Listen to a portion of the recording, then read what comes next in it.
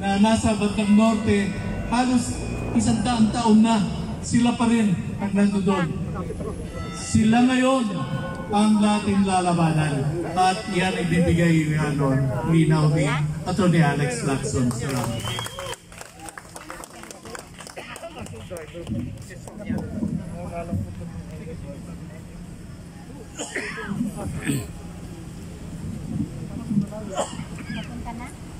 Happy po ako na makasama ninyo ngayong araw.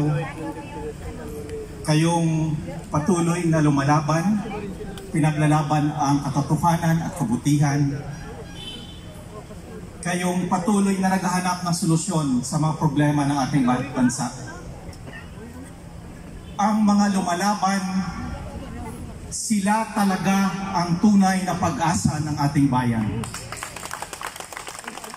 At habang lumalaban kayo, habang lumalaban tayo, may pag-asa ang ating bayan. So bigyan po natin ng isang masigabong na palakpakan ang lahat ng mga matatapang na lumalaban na naririto kasamahan natin. Mabuhay po kayo! Kayo po ang tunay na pag-asa ng ating bayan! Magandang umaga po sa inyong lahat mga kasama. Maayong buntag sa tanan ng mga Bisaya na dinhi. At maayong aga sa tanan ng Mailonggo nga ko pareho ko.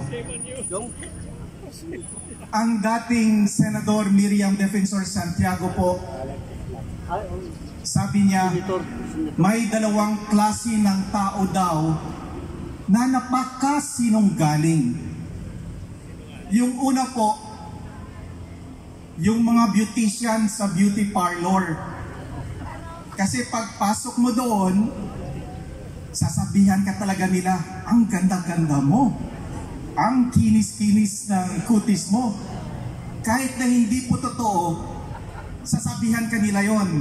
Dahil gusto po nila na you feel good about yourself para maging happy ka. At siyempre po, para pagkatapos ng serbisyo nila, bigyan mo sila ng magandang tip at para maging suki mo sila. Pero sabi po ni Senador Miriam, meron pang mas sinunggaling sa mga beauticians. Sila po yung sasabihan kanila na mahal namin kayo, pagsisilbihan namin kayo, irerepresenta namin kayo, ipaglalaban namin kayo. Pero pagkatapos po ng kampanya at ng eleksyon, nanakawan nila kayo. Kilala niyo po ba kung sino sila? Sino po sila? Tama po kayo. Yung mga kurap, makasarili, at mga gunggong nating politiko sa bansa. Mga kasama, 38 years ago po, nagkaroon ng People Power Revolution sa ating bansa. At pagkatapos po noon, nagpasa po ng bagong konstitusyon ang sambayanang Pilipino. Halos lahat ng mga Pilipino inaprubahan po yung bagong konstitusyon na yon. 92.7% ng mga Filipinos noong February 2, 1987, inaprubahan po ang bagong konstitusyon na yon. Ako po umasa, I'm sure kayo rin umasa, ang buong bansa umasa na ang nakasulat doon sa konstitusyon, yung mga pangarap ng sambayanang Pilipino, yung boses at aspirasyon nila ay papakinggan at ipapatupad ng mga politiko natin. Pero ano po ang nangyari? Ang mga politiko natin bumalik po sa dating gawi.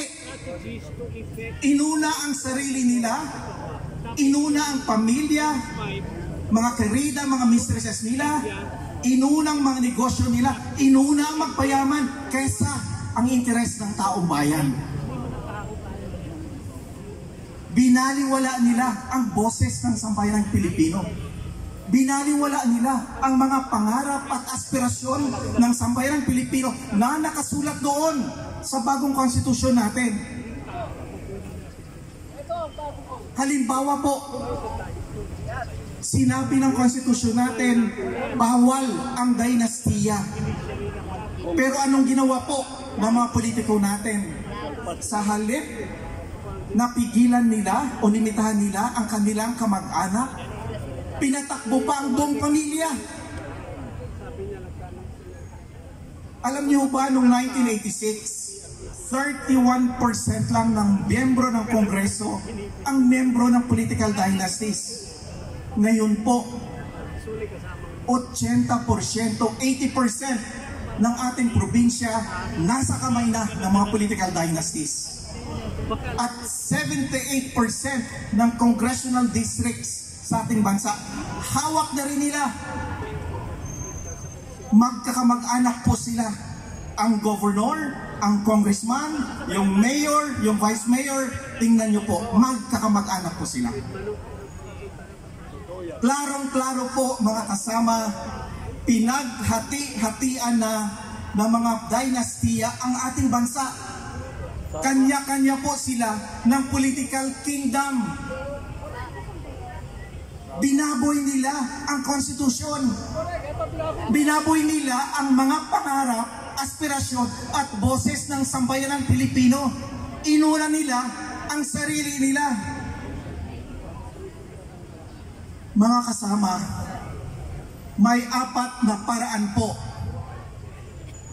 na sinisira ng mga dynastiya ang ating lipunan.